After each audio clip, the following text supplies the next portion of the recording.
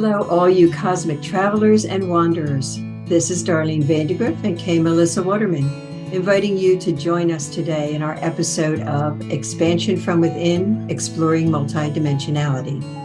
Let me introduce you to my friend and dear colleague, Darlene Grift. She is a lifetime experiencer, a medical intuitive, and a multidimensional mediator for over 35 years. She's also an author, an artist, a teacher, and a mentor for spiritually invested people. And K. Melissa Waterman is my friend and colleague, and she's an intuitive mentor, a spiritual teacher. She also works with energy on many levels. In the past, Melissa has worked with Dr. Joe Dispenza on his research team. Join us on our journey of meeting multidimensional beings, exploring what it means to be human, and expanding our spiritual evolution.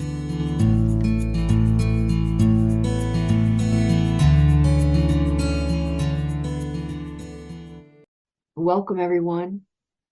It's episode 20. It is our last episode of this season. Can you believe it? Episode number 40, really. We've done a lot of little episodes here. We have, Melissa. Thank you. Yeah. Thank you. Thank you. I am so honored, as you all have heard over and over again. I'm so honored. Today, we're going to talk about this statement that you say at the end of every episode, or at least this season's episodes, I think. The statement is, you know more than you know. Mm-hmm. How did that come about? What does it mean? I don't remember the original place, but I started writing it. It felt like it became a mantra of you know more than you know. And what that settled in me is a deeper understanding of the cellular level. Because as a medical intuitive, I always include the physical form, right? We know more than we know on the subconscious level, on the cellular level, on the DNA level. What does our organs hold that can tell us when we tap into them, when we ask them what's happening in the body? We only hold a certain amount of percentage of any information that comes in through our senses. We only have access to a small amount of that we can articulate. So the rest is uncovered. The rest is hidden in some way, or maybe not even hidden. It's just that we don't see it as available. So we know somewhere in our bodies, in our intellect, in our spiritual place, in our energy bodies, we know more things than we think that we know. Even when I work with clients, they'll say, you just affirmed everything that I already have been thinking about, or it's crossed my mind, or whatever. So it's about extracting that from them in the work that I do, so that they feel supported or assured that, yeah, what you were thinking is not wrong. That's a good idea. Let's do that, or you can do that, or, what you were thinking, it has this aligned with it. So add this to what you were thinking. And then what happens? Then what's possible? So those underlying messages, or those underlying, that information that's there, once it's brought to the surface, then you do know more than you know. Well, and you certainly know more than you knew, or you know. That's right. Or you now know more than you knew, right? Yes. Yeah. You now know more than you knew. Well, that's a tongue twister. It's too hard to say. I like the one you say, you know more than you know. That's the truth. It reminds me of, I don't know, many years ago, maybe 10 or more years ago, really getting an understanding that in my life story, as an infant, I was given to my grandmother to be raised by. But that as an infant, I knew who my mother was. And I somehow held the belief through most of my life until these few years ago that I didn't know I did not know that this person I was raised thinking she was my sister was actually my mother, that I didn't know that. How could I know that? Well, but of course I knew it in utero, who my mother was. And of course I knew it the moment I was born, and she was making a choice to do something with me other than keep me. I knew who my mother was. And so when was it that I stopped knowing? Well, of course, I was provided with another reality, but I might have even known, oh, my mother just left. She went to Florida for the first year of my life. Like, but I didn't know that I knew it, right? As I aged, Right. I had no idea that I really did know. And on some cellular level, still knew who my mother was, still wanted her approval more than the grandmother's approval. I wanted her approval, but I didn't know. I just thought I looked up to my sister, but she wasn't my sister. She was my mother. So, In my way of understanding, at least how I work, is that, there's thoughts that come through on a regular basis with people that you think, oh, well, this or that, but then life gets busy and you dismiss it, right? So they're riding at a certain level through the subconscious, but they haven't really hit the top. What happens, and I've seen this with people, but I feel it for myself, is that when you slow down enough to take a look at one of those things that is trying to get our attention, right? The knowing that lies underneath the knowing, that when you take a look at it and you slow it down and you slow yourself down to look at it more deeply, then it rises to the top. And then there's usually an action that is needed, right? What are you going to do about that? right, Right. So we tend to want to keep all those things that we are in denial about, or it's too difficult, or it's survival oriented, or any of that, to bring them up to the upper level. Right. But when people come to those that can tap into they're ready. They just don't know how to access it. So they come to mediums, or they come to medical intuitive, they come to energy workers like you. They come in order to say, okay, so I know that there's things going on and I just want to bring them to the surface. That might be a subconscious intention in going to that person, but that is what happens. right, right. And that's how it came to me as well. I went to another human and they were like, oh, well, you knew this and this happened and you knew that. And I was like, oh, did I? Oh, I did. Oh, I did. Of course I did. Right. And of course I do.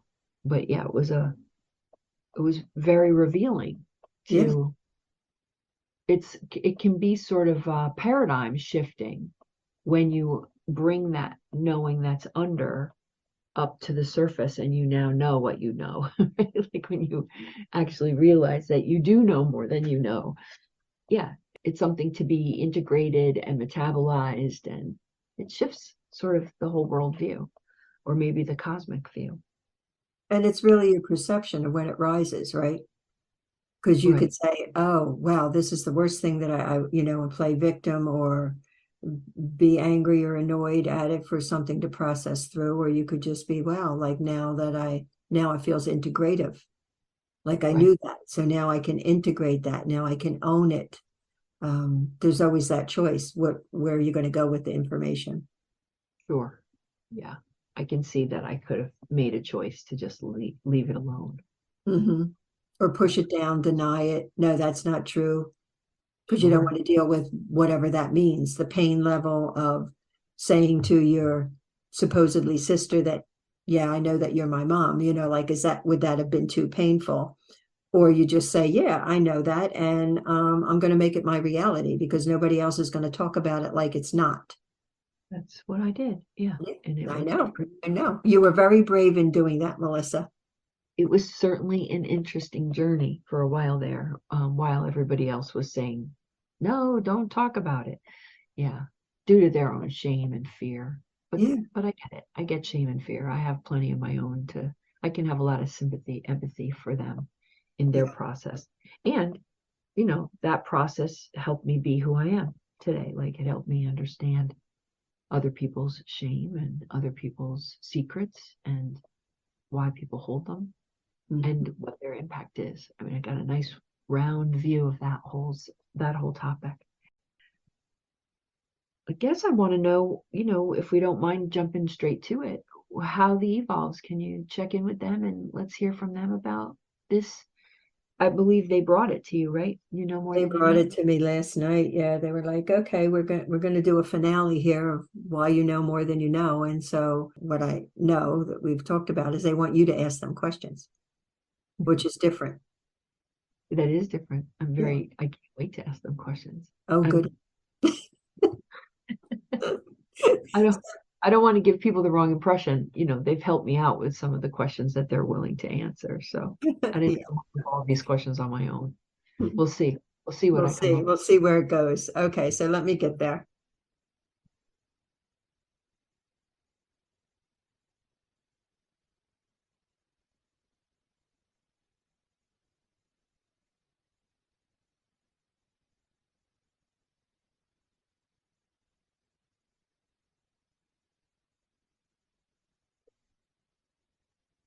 They always, not always, when I bring a group in, and you're familiar with that, Melissa, there's the white space, and it's we're either defragging into the white space, or we're being blended into the white space, which for me is always like a light, soft white light, not cloudy, but just, it just like is a soft white thing. So I walk in this time into that white space, and there's clapping in the background. So it feels like people or beings are, doing their clapping thing. But then there's an arc of several beings like rubbing their hands together, like, ooh, it's like uh, there's something about that place of more than you know is very coveted. It's like the greedy little, what was that being that was part of the trilogy, the Gollum, it's like the coveting thing of more than you know, that some people want to hang on to, that of they keep their resources, they keep their thoughts to themselves, they keep it as if it's a coveted secret, uh, as opposed to opening it up like with a clapping, that you come together and you come apart, you come together and you come apart, and it's an applause for knowing more than you know, as opposed to trying to covet it. with. So now they're ready. Well, thank you for inviting me for the questions, to ask you questions. I'm deeply honored. So can you talk about what the meaning is for you as the evolves, what the meaning of this sentence is? You know more than you know. For us in the creation of humanity, there is a spark of life that has been given to each creation, not just within humanity, but since we are dealing with humans in this particular time, it is that spark of what has been imprinted, embedded, implanted in humanity, that is the knowing of truth, the knowing of that individual truth, the knowing of a collective truth, the knowing of the long life truth, the knowing of what is even in the future, in some way, that there is a history and a future perspective and knowledge base that is part of that spark of life, that as we see it, more than you know, is accessing in whatever way that you choose to, or that gets revealed in some way in your life, that spark is opened, it's ignited, it comes to the surface, it becomes obvious that it is a flame or something that needs to be considered, that maybe you kept deeply submersed. So knowing more than you know is really what we consider your essence of your life, that has been gifted to you in coming into physical form, as it is with all beings that come into physical form, that they carry that spark of life. Is it like when we acknowledge that we know more than we know, that we open a door for answers to that? What else do we know? Like, is it a way that we participate in getting more information and having more come to the surface for us? When there's an energy around the more than you know, like even the statement, and that is why it's been given, is that even the statement as a mantra, you know more than you know, invites, evokes more to come to the surface, because it's like the door that does open. It's the channel that does open. It's a curiosity that opens about what does that mean on some cellular level, or even on some intellectual level of how to bring that forward. So it's even the statement that carries a resonance with it, carries a frequency of opening. Yeah, I can feel it. That's wonderful. Thank you. Is it that you're working with that knowing and the agreement for more knowing?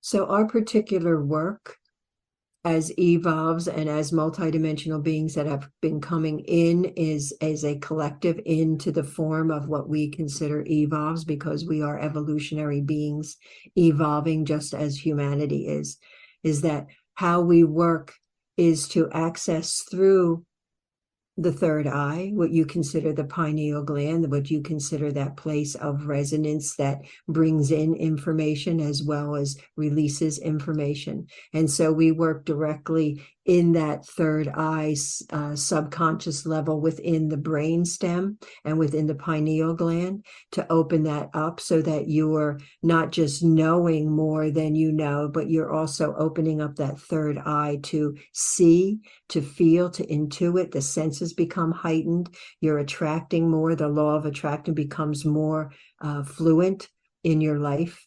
And so that how we work is a combination of opening up that sight for you in working with us in this white space, or connecting with us in some way. So opening that third eye, and then what we present to you, because we cannot influence you in ways of telling you what to do.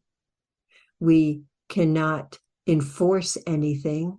You have your own sovereignty and your own choices about things. So what we work is with metaphors.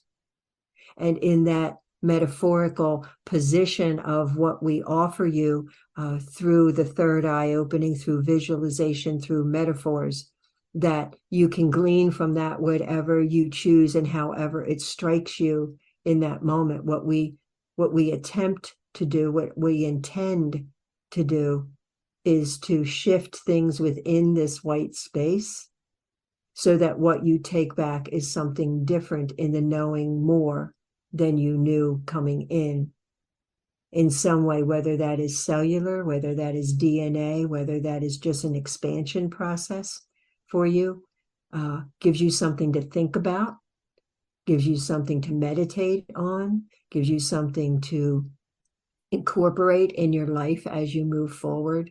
And so it is all about the use of creativity. And that is why the white space is being used, is it's a co-creative space that we created within the field, that when you are taken in there, when you're invited in there to be with us, to work with us, much can happen. The possibilities are endless.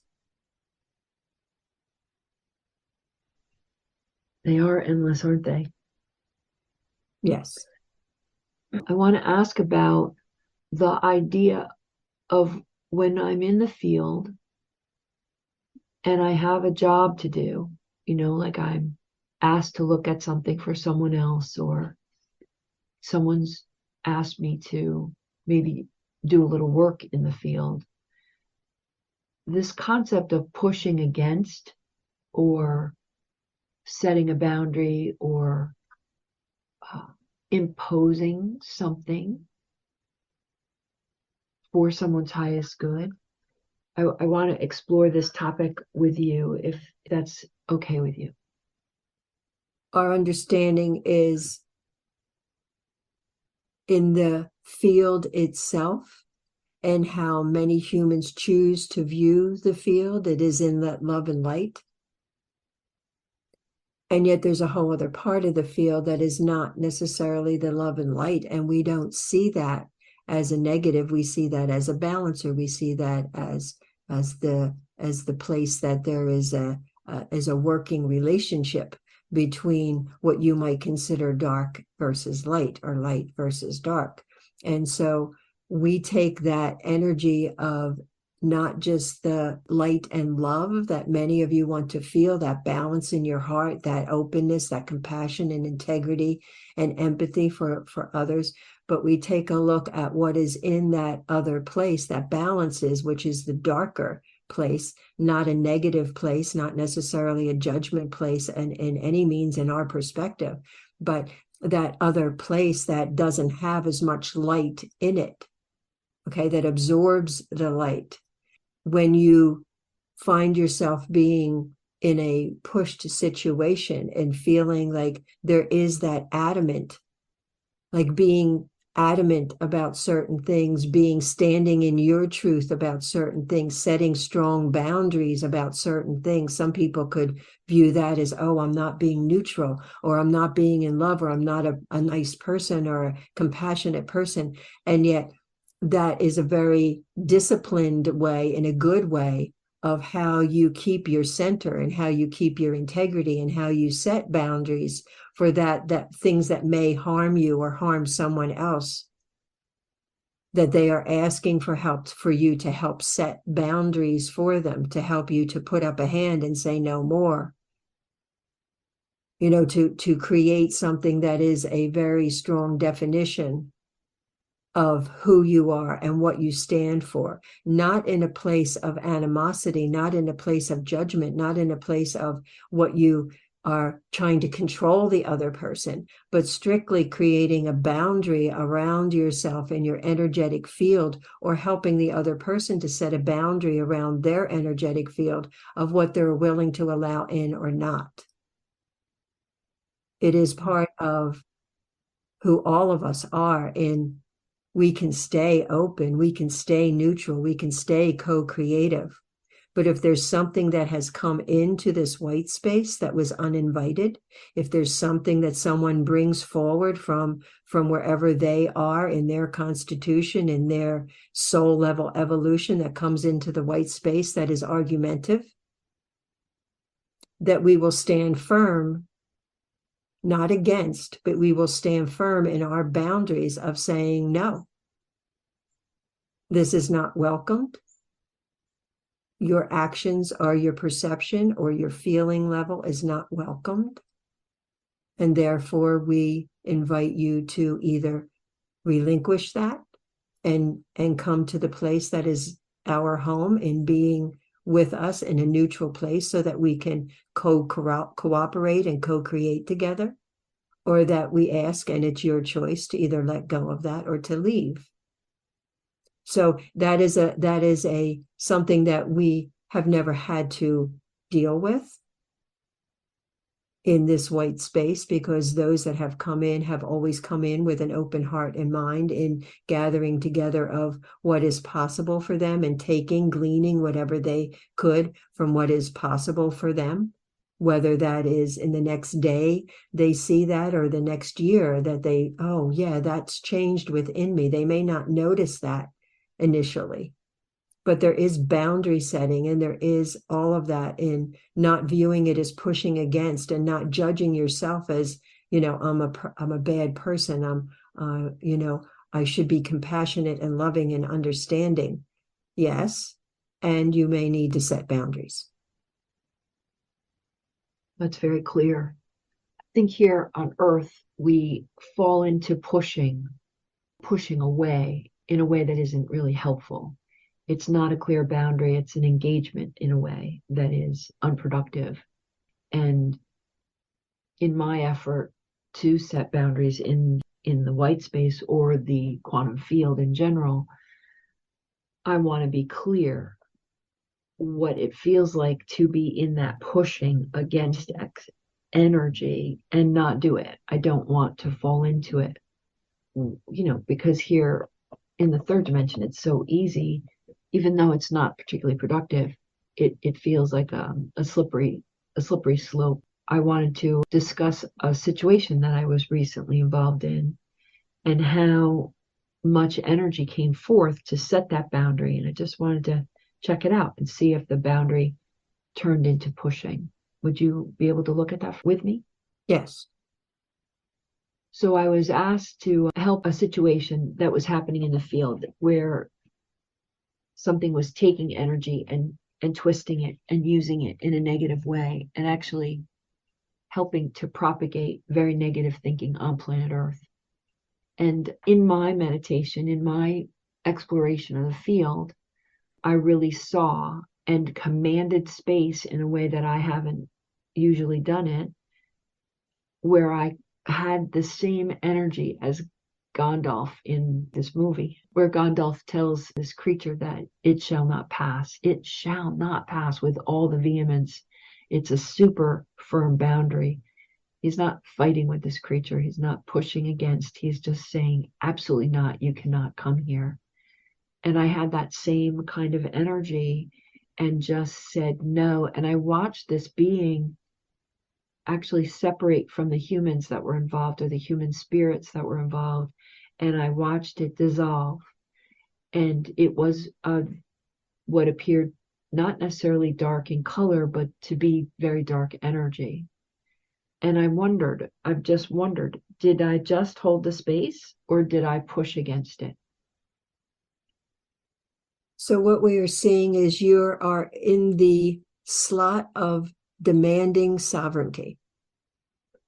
And that is not pushing against, that is creating a force field that says no more.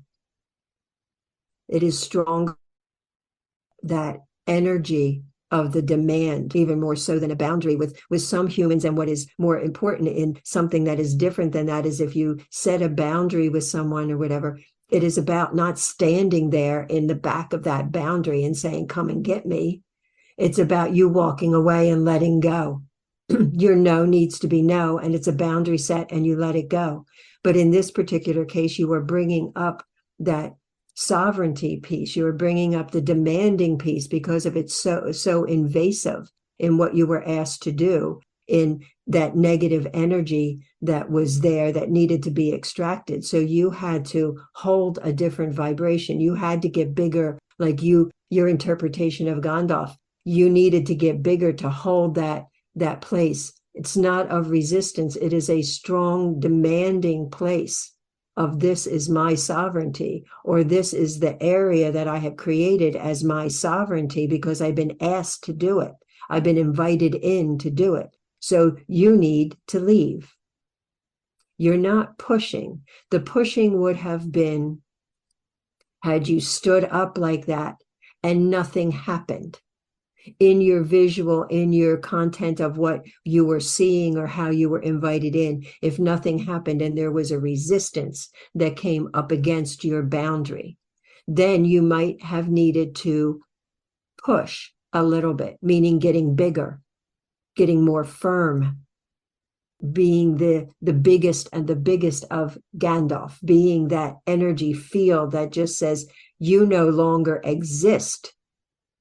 I exist. You no longer exist. And you not push, but move out in your energy field. You just move out in your energy field. You don't necessarily, it's a concept that you're pushing against something else. But if that is up against your energy field and you feel it, you just get bigger. It'll have to move. Understood? Understood.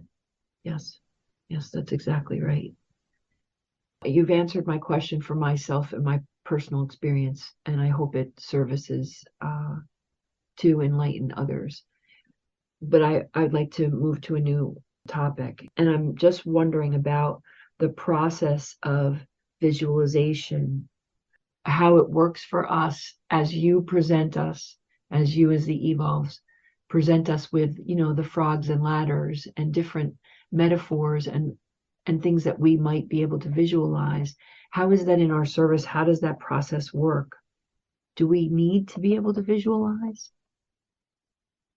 The visualization is the enticement, the invitation, and the evocation of opening their third eye.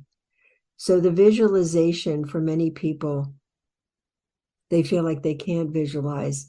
If someone's speaking, they feel like they are blocked in that area, that they can't see what the person is saying, but they are feeling it. they're intuiting it on some level, and in some way it's resonating, whether they visually see it or not. For some people, they just see black or they see color, but it in some way is going in, whether that is in their ears or the field of, once we work with them with the visualization, is it's opening you up, whether you visualize it, but it's not to judge. It's like you're in a field within the field. We have created this white space to be within the field for a healing and a co-creativeness. You walk in a neutral place. That means that you get whatever you have been developed to get. It doesn't mean that you have to be visual. You will get it in some other way. You will resonate the energy in some other way, so that things are happening. When you move into, oh boy, I'm not getting this. I can't see this. I don't, I'm doing it wrong. It must be something about me. When you move into that, you actually are blocking it in some way, but it doesn't mean that you're not going to get what's coming to you in a good way. It doesn't mean, because you are in the field of resonance that we have created around you. And so your visualization, yes, is it advantageous to opening the third eye and being able to follow what we are offering you visually? Yes, but it is not necessary. I'm wondering, as we move into our third season, will you continue to offer us different metaphor for our growth? We have, yes, and we have found that metaphors work deeply for humanity. That when you create a scenario and then we give the conductor here the image of what it is actually saying. Like, for example, when we opened up this white space for us today, there was that energy of the miserly holding on to more than you know, and those that were clapping because they got that they know more than you know. That's a metaphor that for some people may gravitate towards, oh yeah, I get that. Like, I am the miserly one, that I don't want people to know what I know. I don't even know if I want me to know what I know. And so it's that secretive part of each of us. So which one are you? So we work with metaphors that have meaning, that come up, that would be significant for the group that is attending, so that they can resonate with it. It is not just words, especially if there's words coming at them, but they are not visual, so they can't participate in that energetic field in the way that they feel like they need to. So we create a metaphor. Yesterday in our group, we created that metaphor that popped in because we were understanding that the group that was being invited in didn't have the clarity of what was happening, that how to manage what needed to be managed and what was being asked of them in working. So we created that king toes, and for many people that made sense. That kicked them into, oh, a king toes. We're being asked to open up that king toes so that it has full flow, and what's coming in from one side and going out the other, and it doesn't have any impinging, and it doesn't have any negativity that's trying to close it off or kink it. And so we bring metaphors forward so that it's an easier place for you to both understand and work through. Well, I am very grateful for those metaphors. And so it's just a gift. When you offer a metaphor, I find it to be a tremendous gift, and I really appreciate it. Thank you very much. We have many of them. Great. I can't wait for more. Do you have anything else you'd like to share with us about You Know More Than You Know before we leave the white space?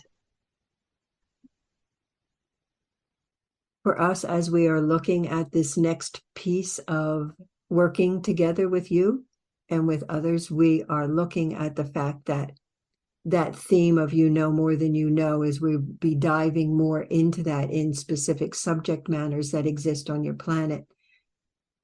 Through metaphor, through visualization, through meditation, through guided meditation, so that you can release and grow, because it does start with you. It starts with each individual in how they change themselves so that when they relate to the world, they are in a different position, they are in a different vibration. And so our intention, our anticipation is in this next place is to open that up with specific issues that may occur on your planet that need rectification. They may be timelines, they may be issues that are deeply embedded, that might be what you're seeing on a regular basis that is creating chaos, that we intend, wish, hope to elicit those fragments of what is happening, that those particles of the chaos that is happening, that is derailing many of those that living on your planet that are in chaos, that we want to extract that, open that up, and move that through you, through metaphor, through visualization, and in any other means that we have in short sections, so that the energy on your planet starts to move, that it is not just around the groups that come into the white space, but those that are listening in a way that may not be joining in the other areas, that they also get a benefit, because we are indeed in a co-creative process. And as this vessel has created her own beingness of her own soul mission is to come in to be a creator, to be in a co-creative process. It's just for that ripple effect of what we will offer on a regular basis in those that are listening. Understood? Understood. One last question. How important is it for us to own our power? If you bring in, if you acknowledge, if you understand, if you invite in that spark of life of you know more than you know, then you are in your power, because you are claiming everything that is cellular. You are claiming everything that is energetic. You are claiming everything of the knowledge that has ever existed, that you know that it exists. Once you know that it exists and you start unraveling how it exists and what needs to come forward that supports you, because a lot of these lifetimes are not just about integrating and healing and completing unfinished business. It's about bringing in the strength of who you have always been. And when you do that, then you are in your power. And how important is that? That's when life changes. Those neurons change. When you are in your power, your neurological system, your brain changes, the pathways open, and what happens is action is taken in a very different way. And that's what we look forward to. That's what we see humanity capable of. And those that are trying to stop that, to hinder that, to keep humanity down in a way that keeps them in fear and anger and hatred, that the more you stand in your power and the more you create boundaries and the more you become Gandalf at some point in your life, when you have to, when it's demanded of you in your internal place, when that is demanded that you set these boundaries, that you stand up for your truth, then you are truly in your power and life changes. Agreed. Agreed. Agreed. And I am ever so deeply grateful. Thank you so much for inviting me to ask you questions directly. You're very welcome. They are just showing me, they're showing me a pool of water. It's for the listeners at this point that water is so valuable in both our letting go and in our taking in. So in our receiving and letting go, water is very important. What they leave us with is the hydration of maintaining a certain level of hydration in our process in general, in life in general. There's the bathing piece that feels like welcoming in, whether you put something in that bath water or whatever, that it's the welcoming in, it's the relationship of that you may have with water and how your body absorbs it and inviting it into your cellular level. So they're saying whether that's a shower, whether that is rain, whether that is in some way in being around and embracing and inviting in water into your life, is more of a soothing, smoothing energetic way of enlivening, because the waters on our planet need to be enlivened. They need to be honored. They need to be seen as the power of who they are, because they are truly in this moment setting boundaries, just like Gandalf. They are setting boundaries of, you cannot control me, you cannot harm me, you cannot contaminate me in the way that you have without a repercussion, without a strong boundary saying no more. And so our honoring of water feels like it is very vital for what is coming up to speak to us on a regular basis, that it is up individually and collectively to work with the water internally and around us.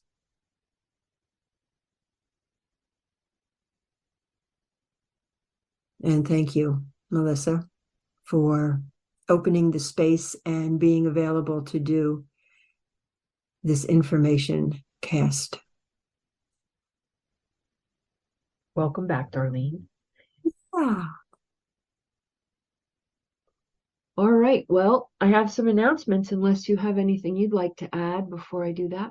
No, I just really appreciate everybody's attendance and the value that I hope that they get from all of from the evolves, from what we speak about in their life. Does it help them move forward? I mean, for me, feedback is really important, and questions and feedback, and I tried this and it worked great, or it didn't work, or it just feeds the field of what possibly can happen. So please join in. If you don't want to put your name, we will not announce it. But that energy of conversation and sharing is really, really important. It's vital. I agree. All right. Well, let's move on to our announcements. So you can contact Darlene at soulunion.com. And you can also contact me at livingwellbeing.net. The Cosmic Travelers is a live event on the third Sunday of each month. I highly recommend it. At this session, all will participate in a guided interactive meditation directly with the evolves. You can contact Darlene at soulunion.com for payment instruction and for a link to attend. Cosmic Travelers has a Facebook page, and you can search for that in the groups section. You can always submit your questions. We really want them to soulunion.com. Also, we have a YouTube channel, so you can look at the blur below. Well, we're going to have a break. We're going to probably go about, I don't know, what is it? End of October? We're going to go a full 3 months. Yeah. And then we'll be back on February 5th for season 3. And you just got a taste of maybe more direct interaction with the evolves, or more meditations and more metaphors and more visualization. So it looks like it could be a very interesting season. I hope you'll tune in. Yes, and spread the word. Spread the word. Please spread the word. Share. This is so good. So important that we own our power and that we recognize our impact, that we have the potential to be impactful to what's going on this planet. You know, I recycle plastic baggies and I don't really trust my impact, because plastic baggies likely end up in the ocean no matter what I do with them. But this is a different kind of power, and I think that I can have a tremendous impact on what we're doing on this planet. So join us. Yes, please. And have a good break too. Review whatever we've worked on in the last 2 years. Anything that feels like you resonate with it. And remember, you know more than you know.